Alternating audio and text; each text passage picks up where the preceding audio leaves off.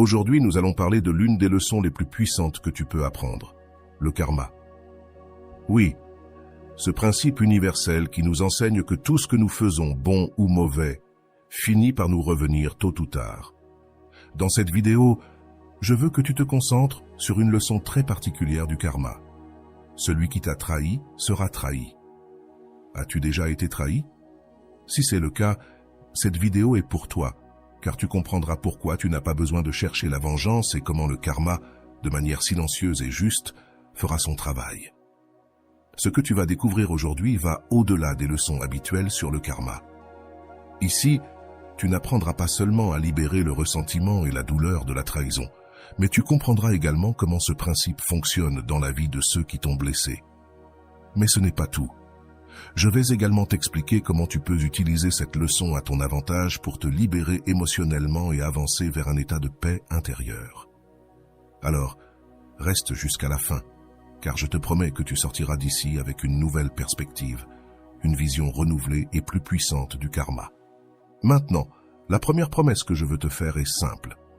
Si tu restes et que tu prêtes attention à ce que je vais te dire, non seulement tu apprendras à gérer la trahison de manière à en sortir plus fort, mais tu te rendras aussi compte que celui qui t'a trahi recevra exactement ce qu'il mérite, même si tu ne fais absolument rien. Incroyable, non? Eh bien, sois attentif, car ce que je vais te dire change tout. Commençons par comprendre ce que signifie vraiment la trahison. La trahison n'est pas seulement un acte de déloyauté, elle va bien plus loin. Elle affecte directement notre cœur, notre confiance et surtout notre capacité à croire aux autres. Et même si tu ressens qu'il n'y a pas de justice à ce moment-là, il y a une chose importante que tu dois te rappeler. L'univers n'oublie pas. Il est possible qu'au moment de la trahison, tu ne vois pas comment le karma agit, mais je te garantis qu'il est là, silencieux, attendant le bon moment pour faire son coup. En fait, la science a étudié comment l'être humain traite la trahison et le karma. Des psychologues comme Caron parlaient de l'ombre, cette partie cachée de notre psyché que nous avons tous, où nous gardons nos peurs, nos traumatismes et nos secrets. Selon Jung, souvent ceux qui nous trahissent agissent depuis leur propre ombre, projetant sur nous leurs peurs et leurs insécurités. Et que se passe-t-il lorsque nous n'affrontons pas notre ombre? Exactement. Elle se manifeste dans notre vie encore et encore, jusqu'à ce que nous apprenions la leçon. Ainsi, quand quelqu'un te trahit, il montre en réalité sa propre douleur interne, son ombre.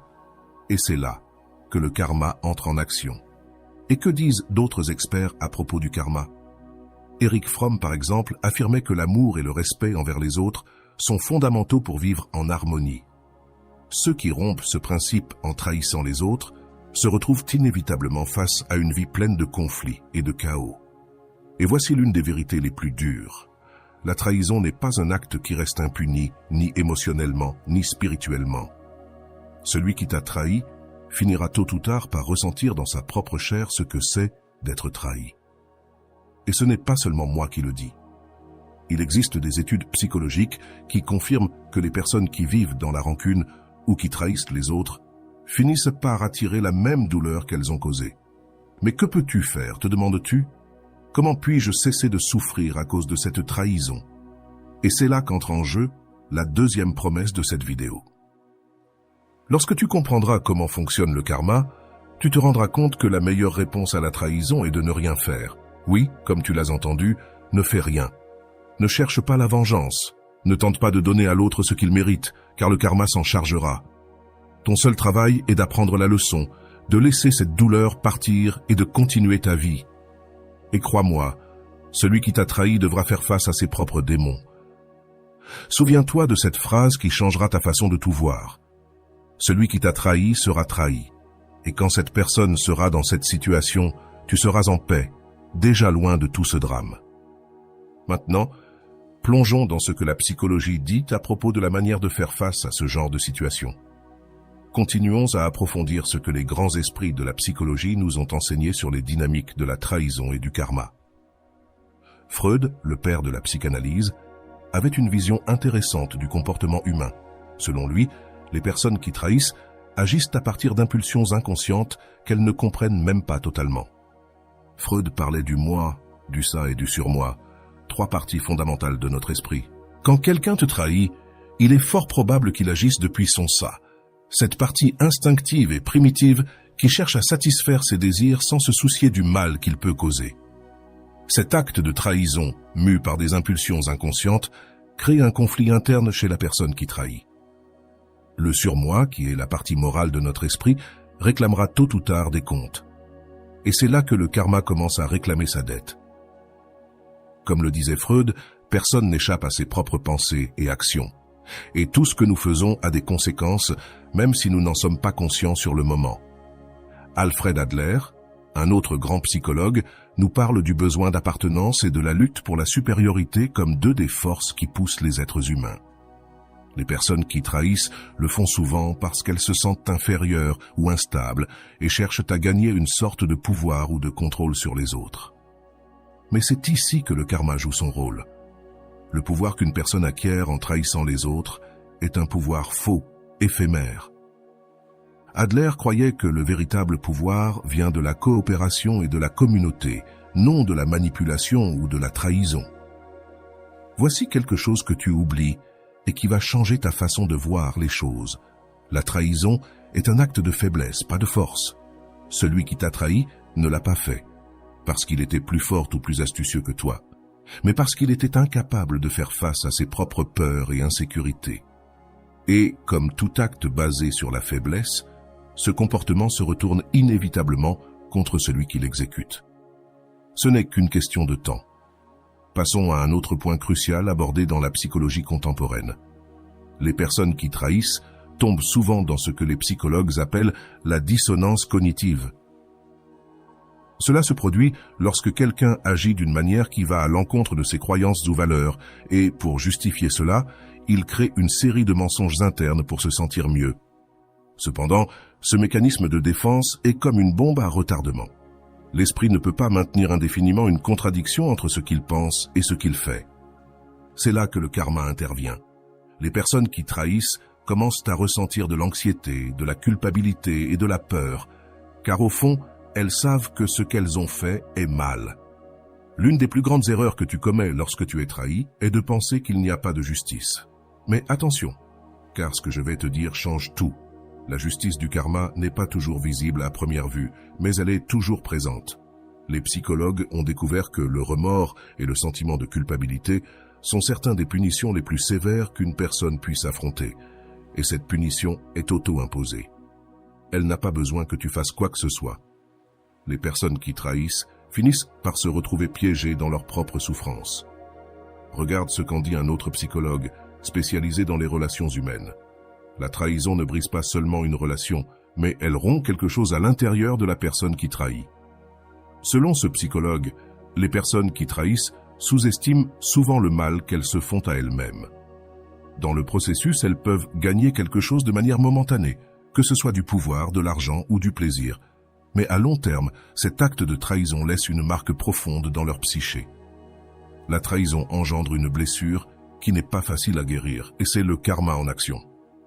Une autre figure importante qui mérite d'être mentionnée est Viktor Frankl, un psychiatre qui a survécu à l'Holocauste. Frankl parlait de l'importance de trouver un sens, même dans les situations les plus difficiles. Lorsque quelqu'un te trahit, il est facile de tomber dans le ressentiment. Mais ce que Frankl te dirait, c'est de trouver un but plus élevé dans cette expérience. Le karma te dit de t'éloigner des personnes toxiques et de te concentrer sur ta propre croissance personnelle.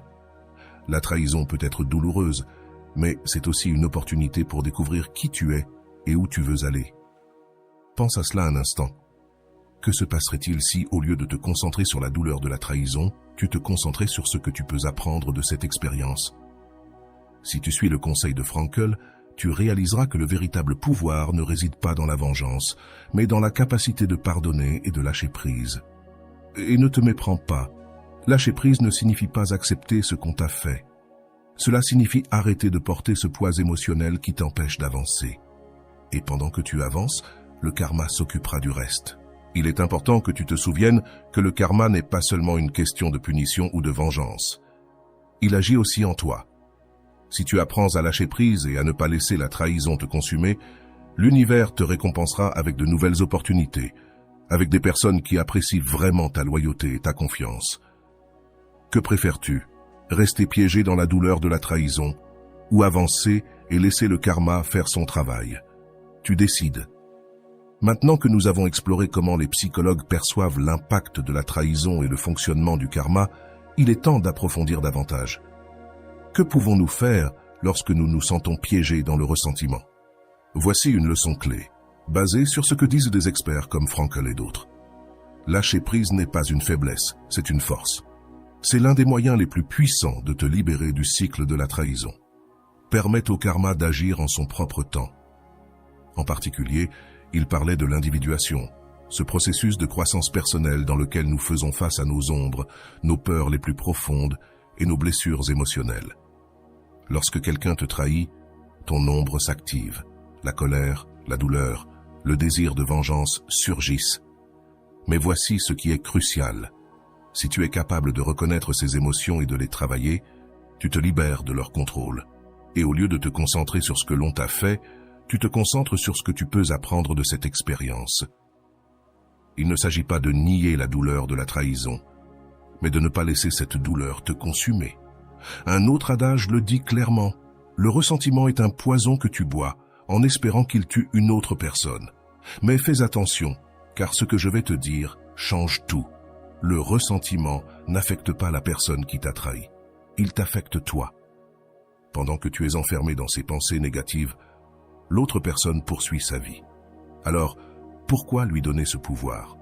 Lâcher prise n'est pas pardonner dans le sens d'accepter ce qui s'est passé, mais se libérer du fardeau qui t'empêche d'avancer. Souviens-toi que le karma n'oublie pas, et lorsque quelqu'un agit mal, tôt ou tard, l'univers se chargera de lui rendre ce qu'il a semé. Je vais te donner un exemple très clair. Il y a des personnes qui, après avoir trahi, commencent à vivre une vie pleine de chaos, des relations qui ne fonctionnent pas, des problèmes de santé, des échecs professionnels. Ce n'est pas une coïncidence, c'est le karma qui se manifeste de manière que nous ne voyons souvent pas à première vue. Alors ne t'inquiète pas pour ce qui va arriver à celui qui t'a trahi, le karma s'en chargera. Je veux que tu penses à cela. Combien de fois as-tu vu des personnes trahir, que ce soit dans des relations ou au travail? Au début, il semble qu'elles s'en sortent, mais avec le temps, les choses commencent à s'effondrer. Ce qui semblait être une victoire à un moment donné devient une défaite silencieuse. C'est ce que nous appelons l'effet boomerang du karma. Et même si tu ne le vois pas immédiatement, l'énergie que quelqu'un projette, qu'elle soit positive ou négative, revient toujours à cette personne. C'est quelque chose que tu oublies et c'est pourquoi tu ne le fais pas. Au lieu d'attendre que le karma agisse immédiatement, tu dois te concentrer sur ton propre chemin et faire confiance à l'univers pour faire ce qu'il doit faire en temps voulu. Voici la partie la plus difficile, la patience. Nous voulons souvent voir la justice se faire immédiatement, mais le karma ne fonctionne pas toujours selon nos délais. C'est un processus parfois lent, mais infaillible. Sigmund Freud nous parlait déjà de cela lorsqu'il expliquait que les désirs inconscients, s'ils ne sont pas gérés, ont tendance à se manifester par des comportements autodestructeurs. Celui qui te trahit n'est probablement même pas conscient qu'il sème sa propre destruction, mais cela ne signifie pas que cela ne se produit pas au niveau psychologique. Lorsque quelqu'un te trahit, il ouvre une porte au chaos dans sa propre vie. Tu ne le vois peut-être pas, mais la culpabilité, l'anxiété et l'insécurité commencent à le consumer de l'intérieur. C'est ici qu'entre en jeu l'un des concepts les plus importants du karma. Ce que nous semons, nous le récoltons. Si quelqu'un sème la trahison, il récoltera la méfiance. S'il sème la douleur, il récoltera la souffrance. Et c'est la raison pour laquelle tu n'as pas besoin de faire quoi que ce soit. Le karma est une loi universelle qui ne faillit pas. Laisse-moi te faire une deuxième promesse. Si tu apprends à lâcher prise et laisses le karma faire son travail, ta vie commencera à s'améliorer. Sais-tu pourquoi? Parce que tu te libéreras d'un fardeau émotionnel qui ne t'appartient pas. Cette trahison ne définit pas qui tu es, elle définit la personne qui t'a trahi. Et lorsque tu le comprendras, tu réaliseras qu'il n'y a rien de plus puissant que de continuer ta vie, laissant l'univers s'occuper du reste. Maintenant, je veux que tu imagines une situation. Une personne qui te trahit, qu'il s'agisse d'un ami, d'un partenaire ou d'un collègue, continue sa vie comme si de rien n'était. Au début, il semble que tout se passe bien pour elle. Elle avance, obtient ce qu'elle veut, mais peu à peu, de petites choses commencent à se produire. Une relation qui ne fonctionne pas, un projet qui échoue, des problèmes de santé qui commencent à apparaître de nulle part. Tout cela est la manifestation du karma. Tu n'as pas besoin de le voir pour savoir que cela se produit, car le karma agit toujours en son propre temps et de manière que nous ne comprenons pas souvent.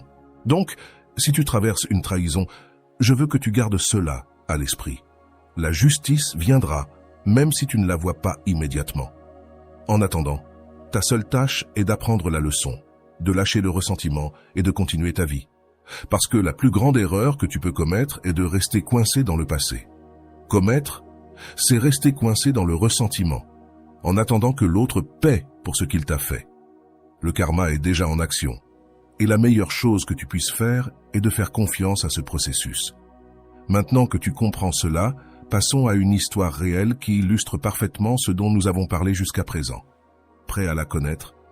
Allons-y, racontons une histoire qui résonnera sûrement en toi, car elle montre de manière claire et précise comment le karma agit lorsque l'on décide de lâcher prise et de laisser l'univers faire son travail. Ceci est l'histoire de Laura, une femme qui faisait pleinement confiance à son partenaire, avec qui elle a partagé des années de vie et des projets d'avenir. Laura croyait en la bonté des gens, en la loyauté et surtout dans le respect mutuel qu'elle pensait avoir avec lui. Cependant, tout a changé lorsqu'elle a découvert la trahison la plus douloureuse. Son partenaire l'avait trompée.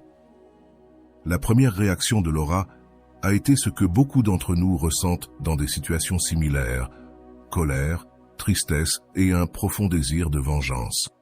Comment était-il possible que quelqu'un à qui elle avait tout donné l'ait trahi de cette manière? Pendant des semaines, Laura ne pouvait s'empêcher de penser à comment riposter, comment lui faire ressentir la même douleur qu'elle traversait. Le ressentiment a commencé à la consumer, affectant son travail, ses relations avec les autres et même sa santé physique. Mais un jour, alors qu'elle parlait avec une amie de confiance, celle-ci lui a donné un conseil qui a changé sa vie. « Tu n'as rien à faire, le karma est déjà en route. » Au début, Laura ne voulait pas écouter. Comment pouvait-elle rester les bras croisés pendant que son ex continuait sa vie sans subir de conséquences? Cependant, quelque chose dans ces mots a résonné en elle. Peut-être, juste peut-être, la vengeance n'était pas la solution. Peut-être que l'univers avait déjà un plan en marche et que sa seule tâche était de lâcher cette douleur et de passer à autre chose. Laura a pris une décision difficile mais puissante. Elle a décidé de lâcher prise. Elle n'a pas cherché à se venger, n'a rien fait pour nuire à son ex-partenaire ni à son ancien ami. Elle s'est simplement concentrée sur la guérison de ses propres blessures, sur la reconstruction de sa vie et sur le fait de s'entourer de personnes qui l'appréciaient vraiment. Elle a commencé à pratiquer l'auto-soin, à prendre du temps pour elle-même et à se concentrer sur ses objectifs personnels. Peu à peu, elle a commencé à ressentir une paix qu'elle n'avait pas connue depuis longtemps. Et pendant ce temps, sans qu'elle le sache, le karma agissait en arrière-plan. Quelques mois plus tard, Laura a appris quelque chose qui l'a surprise, mais qui ne lui a procuré ni joie ni vengeance, juste une confirmation de ce qu'elle savait déjà. La relation entre son ex-partenaire et son ami s'était effondrée. Ce qui avait commencé comme une aventure secrète s'est terminé par de la méfiance, des disputes constantes et une rupture douloureuse pour les deux. Les mensonges et la trahison qu'ils avaient semés entre eux les avaient désormais détruits. Laura n'avait rien eu à faire. Le karma a simplement fait son travail. C'est un exemple clair de la manière dont le karma agit. Lorsque tu choisis de lâcher prise, au lieu de gaspiller ton énergie à te venger ou à essayer de forcer une justice immédiate, tu permets à l'univers de prendre le contrôle. En lâchant le ressentiment et en te concentrant sur ton propre bien-être, Laura a non seulement évité plus de douleur pour elle-même, mais elle a aussi permis à la justice karmique de suivre son cours naturel. Mais voici ce qui est le plus important dans l'histoire de Laura. Et c'est ce que je veux que tu retiennes aujourd'hui. Le karma n'agit pas seulement sur la personne qui te trahit, il agit aussi sur toi. En lâchant prise, Laura a non seulement vu comment son ex et son ami faisaient face aux conséquences de leurs actions, mais elle a également commencé à attirer des choses positives dans sa vie. De nouvelles opportunités sont apparues, elle a rencontré des personnes qui l'ont vraiment soutenue, et surtout, elle a retrouvé la paix qu'elle avait perdue. Tu vois comment fonctionne le karma? C'est un cycle. Il ne punit pas seulement ceux qui font du mal, il récompense aussi ceux qui choisissent d'avancer et de ne pas rester bloqués dans le ressentiment. Et maintenant, je te pose la question. Es-tu prêt ou prête à suivre le chemin de Laura, à lâcher cette douleur et à permettre au karma de faire son travail tout en te concentrant sur ce qui compte vraiment, ton bien-être? Cela peut être une décision difficile, mais je te promets que c'est la plus sage. Si tu restes coincé dans le ressentiment, tu prolongeras seulement ta propre souffrance. Mais si tu choisis de lâcher prise, tu ne te libères pas seulement de la douleur, tu t'ouvres également à un monde de nouvelles possibilités. Laura n'est pas une héroïne fictive, c'est une personne comme toi qui a décidé de changer son approche et de faire confiance à quelque chose de plus grand qu'elle-même. Et tu peux faire de même. Il ne s'agit pas d'être indifférent à la douleur que tu ressens, mais de reconnaître que le ressentiment n'est pas la solution. Lâcher prise est la voie à suivre, et le karma s'en chargera. Alors maintenant que tu as écouté cette histoire, je veux que tu te poses une question très importante. Que préfères-tu, rester coincé dans la douleur de la trahison ou lâcher prise et permettre au karma de faire son travail? Toi seul as la réponse, et souviens-toi, le karma agit toujours. Maintenant que tu connais l'histoire de Laura et comment le karma a agi de manière naturelle, il est temps de faire une analyse plus profonde de chacun des événements qu'elle a vécus. Cela ne t'aidera pas seulement à mieux comprendre comment fonctionne le karma dans des situations de trahison, mais aussi à réfléchir à ce que tu peux tirer de cette expérience pour gérer tes propres expériences de manière plus sage et consciente. Lorsque Laura a découvert la trahison, sa première réaction a été tout à fait normale. Colère, tristesse et un désir de vengeance. C'est le premier moment clé, le moment où les émotions prennent le contrôle et te poussent à agir de manière impulsive. C'est ici que beaucoup de gens commettent l'erreur de rechercher une revanche immédiate, car ils croient que c'est le seul moyen d'équilibrer la balance. Mais fais attention, car c'est quelque chose que tu oublies. La vengeance ne te rend pas la paix, elle prolonge seulement le cycle de la douleur.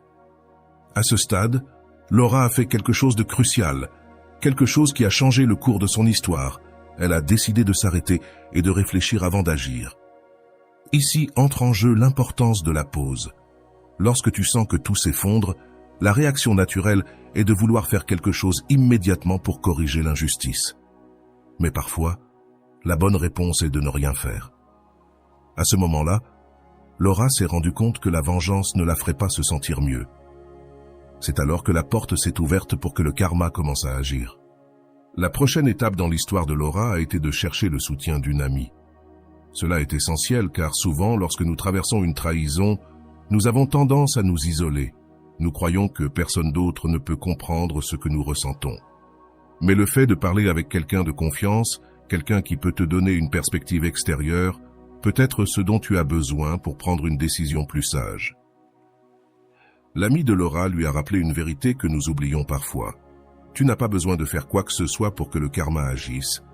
L'univers s'occupera d'équilibrer les énergies. Ici surgit une autre leçon importante.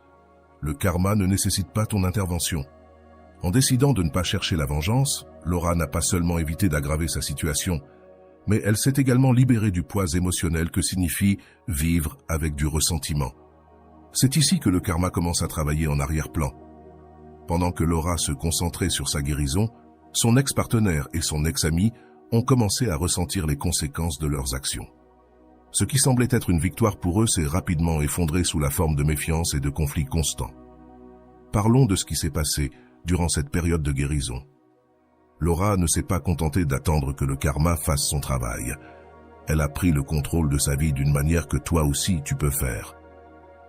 Elle s'est concentrée sur son bien-être émotionnel, sur son développement personnel, et a laissé de côté tout désir de contrôler ce qui arriverait à ceux qui l'avaient trahi.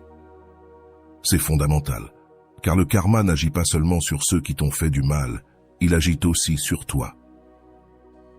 En libérant son esprit du ressentiment, Laura a ouvert la porte pour que de bonnes choses commencent à arriver dans sa vie.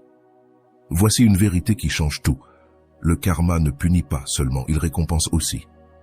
Plus tu te concentres sur ton propre bien-être et sur ta propre paix mentale, plus tu laisses de l'espace pour que l'univers t'envoie des choses positives.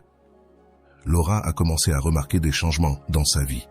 de nouvelles opportunités professionnelles, des amitiés authentiques et une sensation de paix qu'elle n'avait pas ressentie depuis longtemps. Le karma, sous sa forme la plus pure, n'est pas seulement une loi de punition, c'est une loi d'équilibre. Il te rend ce que tu as donné et Laura, en lâchant prise sur son ressentiment et en se concentrant sur son propre développement, a commencé à recevoir cela en retour. En revanche, son ex-partenaire et son ex-ami ont commencé à vivre les conséquences de leurs actes. C'est ici que nous voyons comment le karma opère au bon moment. La relation qu'ils avaient construite sur des bases de mensonges et de trahison n'a pas pu tenir. Et comme cela arrive souvent dans ces cas-là, le chaos qu'ils avaient semé entre eux a fini par détruire ce qu'ils croyaient avoir gagné. C'est une leçon que tu ne peux pas oublier. Ce qui est construit sur des mensonges s'effondre toujours. Maintenant, je veux que tu réfléchisses à la manière dont Laura a géré chacun de ces événements. Il ne s'agissait pas simplement de laisser passer le temps, il s'agissait de prendre une décision consciente, de lâcher prise et de faire confiance au processus. C'est quelque chose que toi aussi tu peux faire lorsque tu fais face à une trahison. La réponse n'est pas de chercher la vengeance, mais d'apprendre à lâcher prise. Et c'est ici que se trouve le véritable enseignement. Le karma ne se presse pas, mais n'oublie jamais. Tu n'as pas besoin de voir comment s'effondre la vie de ceux qui t'ont trahi, car l'univers s'en charge déjà. Pour ta part, tu dois juste continuer à avancer. Nous arrivons à la partie finale de l'analyse, et c'est ici que je veux que tu prennes action. Que peux-tu faire pour lâcher le ressentiment et laisser le karma faire son travail? Premièrement, permets-toi de ressentir ce que tu ressens. Il ne s'agit pas de nier la douleur, mais de la traiter de manière saine. Deuxièmement, concentre-toi sur toi. Laura n'a pas trouvé la paix tant qu'elle n'a pas décidé que sa vie valait plus que de rester coincée dans une trahison. Et troisièmement, fais confiance au fait que le karma agit de manière que nous ne comprenons pas toujours, mais qui équilibre toujours les énergies. Si ce que nous avons discuté aujourd'hui sur le karma, la trahison et comment avancer t'a résonné, je veux t'inviter à partager tes pensées dans les commentaires. Que penses-tu de cette leçon sur le karma? T'a-t-elle aidé d'une manière ou d'une autre? Es-tu prêt à lâcher prise et à laisser le karma faire son travail? Je veux connaître ton avis. À très bientôt dans les commentaires.